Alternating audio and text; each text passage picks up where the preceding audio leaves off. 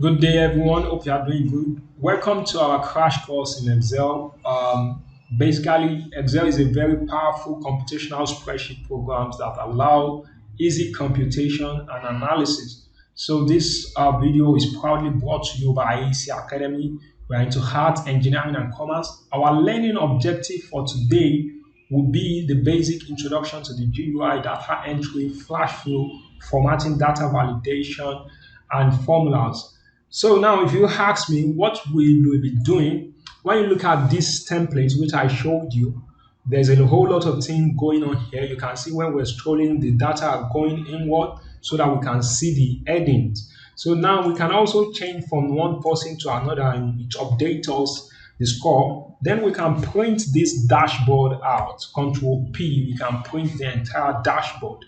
Then also we can print individual report for each student. Let's say I pick somebody, Sarah, we don't have to. So we just print it and we get our value for that angel cute. So we can print individual results. The principal will sign on it, then we send it to their mails. That's awesome. So let's get started and create a new page. I've opened a new page here, which I'll be using to create exactly replica of that sheet. So now let's go to the GUI. So as we all know, Microsoft application, if we are used to it, we have the home tab. These are tab. And when we click on each tab, we have ribbons. Under the ribbons, there's a whole lot of things under it. So we take our time to explain those things during the video session. Now, let's start with creating headings for our table because literally people would want you to create a table with a list of people, maybe a list of items you'll be buying or a list of things. So how do you get started to create? So now when you click on this box, these are more like boxes. They are called cell. So each cell has a name. This is cell C5. That means column C on row 5. So when I click on this means B8. That is column B and row 8. This is column A and row 4. So this is row 1. That's it. So let's get started. I want to create some space here for the heading, or probably we could start the heading. And let's start it here. So SN, that's for serial number. Then I'll put my first name, let's say last name for the first heading. Then I press tab, we go, then we write the next. If you want to move to the next cell on the right hand side, so we press tab. If you want to go down, we press enter. So that's it. So I go to my first name, then I move to the next. I want to have uh, date of birth, DOB. I'm going to put it that way to shorten it. Then I'm going to press tab to gender. Tab is what's moving to the right. So then we move. I want to press class. Then I will go to the next tab. Then I will put the subject they will be doing, which is this is JAM's call sheet. So we want people are in science department, maths, and they do English. Then we do physics. Then let's put chemistry. So you can put any subject of your choice. Let's say people in science, it could be your department, you could put the subject you love on top. So then I put the total of the score you have. Then we have their percentage. Then when I'm done with that, I want to start filling this cell. Literally anybody can do this, very simple. Before we start filling in our data, we need to prepare our data set. The purpose of preparing it is to now people can come here and write something beyond 100 people because there's no restriction. So people can write one or people can write 1,000, and it's not possible for you to even have 1,000 in a score of 100. So how do you restrict people from doing such? So let's select all the four subjects together. Then we need to go to data. We need to validate that this data meets the basic rules and criteria before it can be admitted to each cell. Now, We go to data, then we change it from any number to whole number. Now we want minimum value of that whole number to be 1 and the maximum of it should be 100. Now, whenever people want to enter that cell, they might not know. So we need to show them a kind of information, show input message when the cell is selected. So we want to tell them that it should be range of 1 to 100. Range 1 to 100. So we put input message as 1 to 100. Now, whenever somebody types and you want error message, you need to send them message that something is going on badly. So we tell them not in range of 1 to 100. So that's what we want to give them. Not in the range of 1 to 100. Now, beautiful. You can see whenever you click on this, it shows that range should be 1 to 100. And this range should be 1 to 100. Now, when somebody types in something much more than 1 to 100, let's say somebody type 101.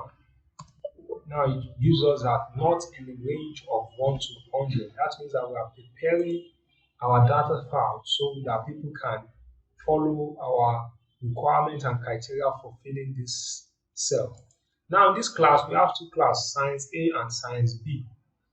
We need to also create a kind of validation for that because we can write science C and that data will not be useful because there is no class that is science C. So how do you restrain people to make sure they follow what are the guidelines and the rules on ground? So now we go to data validation. Let's select all the column. We need to select all the column first, then we pick data validation. Now we want to use data validation by list. Now this list, if we have a whole lot of lists, like let's say school in Nigeria, if you want to pick your school, there's a whole lot of schools under it. But because this is more like a few data, so we can just type it here. But if we have them in list, we can go and select the range of the list on the cell. So we are still going to look into practical explanation of that. So let's write it as science A. Press OK. Okay. Before we press OK, let's put the other signs. We write them together. Science B. You can see I separate them with a semicolon, through a semicolon. So that's how to separate it. Now, when you look at this data set, when you go under it, you have science A and what science B. Now, under gender also, people can write male and miss out word like MLE. So miss out A or probably female, miss out or type anything if we don't set rules so that these rules will allow our data to be clean. So now let's click this column also. Let's go to data validation. We pick by list because we want it to be male, female. That's it. Those are the two words we want. Probably if we have a long list, we can pick it from a range in the cell. So we still look on how to implement that. So then, once we have done this, let's start filling in our first data set. So we type 1, we write our name, Balogun. But now I want us to put all this name in small letter. Just because some people will come up and come with your data in small letter. So how do you transform them into uppercase? So we just want to look at a practical example of such. Now, value.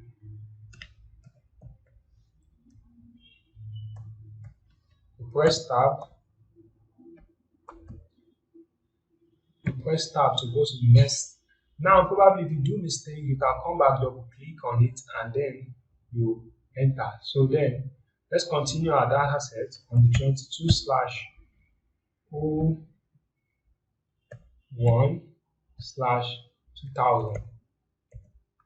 Then let's press tab. Now we can select May. This class, I can select for science A, then I will pick the range of my mathematics score. I say 90, I press tab, then I view English for 70, I press tab, let's say 89, okay, good. Then we say this for 78. Beautiful. Now we continue this data set also by writing 2, but however, I think, okay, however, we should just copy a kind of data set which I have here, but there will be a problem in the sense that this is in 1 and 2. So let me quickly change this data set to 1 and 2. I go to data validation, change the criteria to science 1, and then change it to science 2 so that it doesn't reject the data set. So now science A is not longer valid. So we need to pick to change the value to 1. You can see it accepts it. So now when you check, it has A, science 1 and 2. So I can copy this my data set to save ourselves the stress of typing all this out. And I can come here to this cell and paste Ctrl V. You can see once I paste all this file, it shows all this name. Now I want to autofill their name down. I want to use the autofill function. Instead of me writing 1, Baruch Ahmed number 1, Zara number 2, then Okejina number 3. So it's going to take a lot of time if you have like 1,000 names on the list. So now let's select the 2 together and fill it down. So you can see that's how to use the autofill function. Now this fill function also has a kind of functionality. Let me do that here. You can use it to write dates like Monday. Now write Tuesday here. Let's say we write Tuesday. Then if we select the 2 together, you can fill it down. Wednesday, Friday, you can see Monday, Tuesday, Wednesday, Thursday. Okay, I think I didn't spell out Tuesday very well. So let's select the 2 together. You can now see we have Monday, Tuesday, Wednesday, Thursday, Friday, Saturday, and Sunday. So this is how to use it. Also, you can also use January and February. When you select the 2 together, you fill in down. You can try that. So I'm going to delete this data set. The purpose is just to show you how to use autofill. So let's delete this. Then now we have created a kind of simple data file that we need to create the summation for. Now let's say we want to sum this data. We want to know what's the total score of Baruch in this score. We can write enter equals to whenever we want to add or do simple formulas or function. We start the equation with equals to. When you enter the cell, you start with equals to. Then we have basic operation. Let's click on this cell. Now it picks this cell up. We pick plus. These are basic operation. Look for plus. You can press the shift sign and the equals to it change to plus. Then you also press plus this. Then we write shift plus this last cell. When we enter, now Baruch Ahmed has 327 over 400 because when we sum each 100 man together, that's 400. Now you can also use this autofill to fill down this formula. Now you can see when you do this, it's automatically filling the formula downward. But that's number 1 method.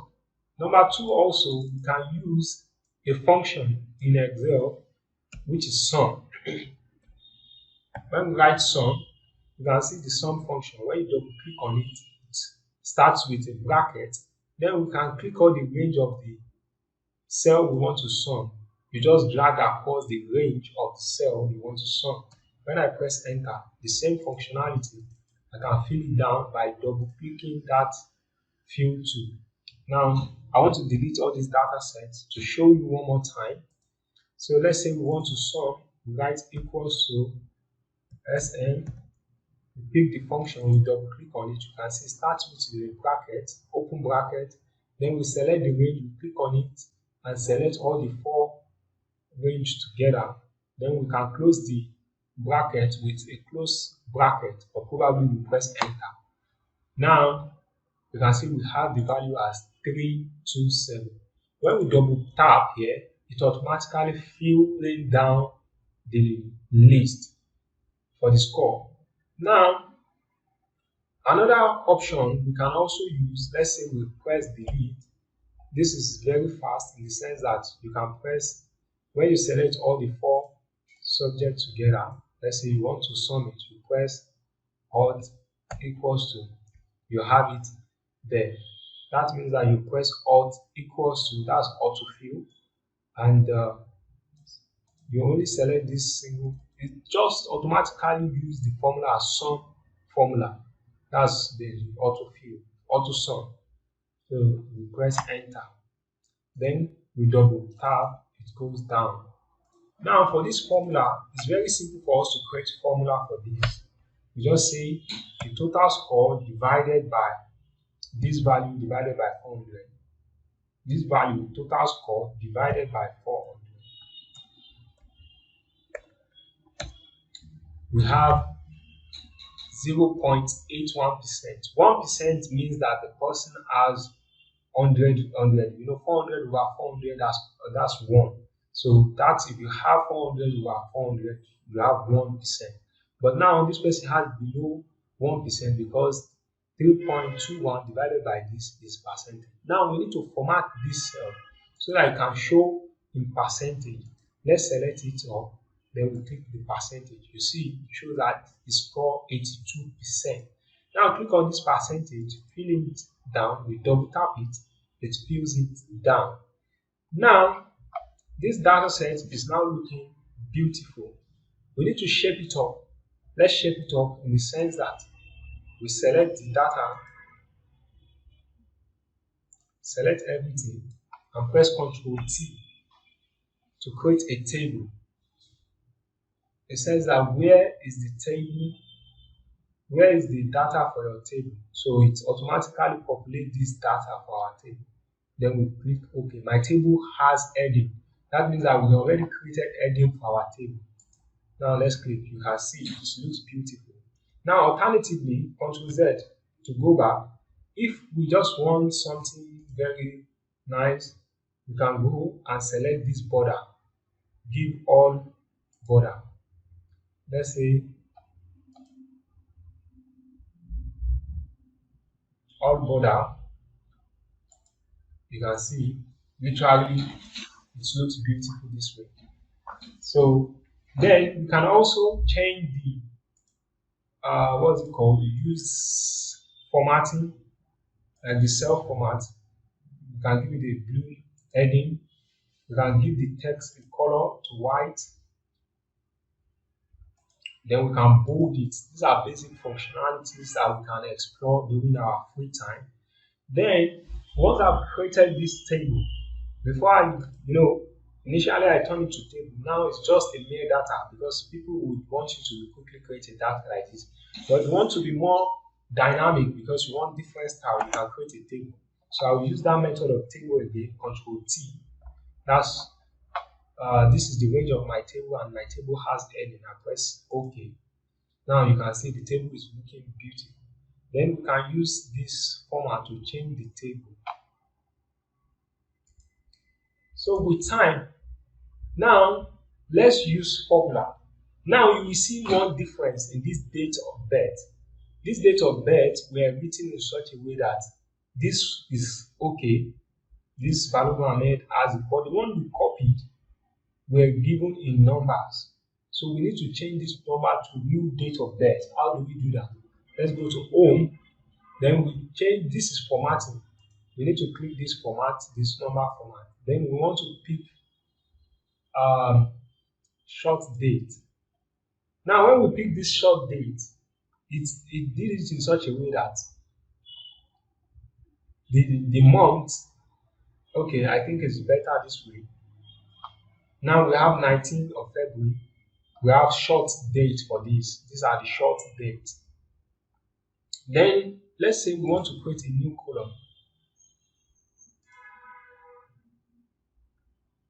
So let's ignore this error.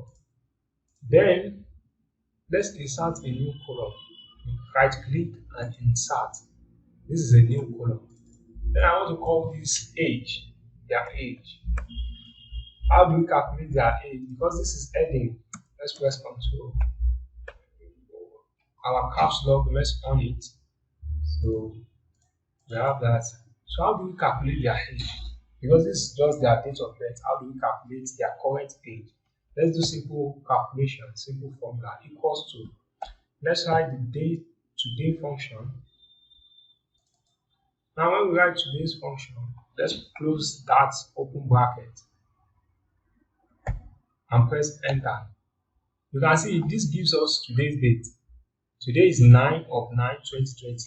The reason is why this fills down was that this is a table. A table will automatically fill all the formula down. Now, I should just convert this table to range so that we can understand what I'm saying. Convert to range, yes. Now, let me delete this data set. Now, it's no longer a table again. If I just say equals to today, I click enter, then I close this bracket. You can see it's only on that cell because now it's not a table. The difference in using a table and ordinary data is just data range is that the table will allow your formula to be consistent. Whenever you click equals to enter, it automatically fill in that in the data set. Now, this is today's date. I want this age to be like maybe they are 23 years, maybe they are 15 years, whatever. So how do we get that? We write today's date minus this date. So we put it there. Now it just only gives us the difference, and we want it to be in only two, like the difference with the age in the months and everything. We just want it to be their year difference only. Then we need to combine two formulas. Then we write in tx. Tx is a formula. We open the bracket for that. Then we close this. We close the bracket by writing separate comma. This semicolon. We have performed a simple operation minus today from D2. Then we separate it with a semicolon. Then we write it y. I think we want YY 2 years, and we close that.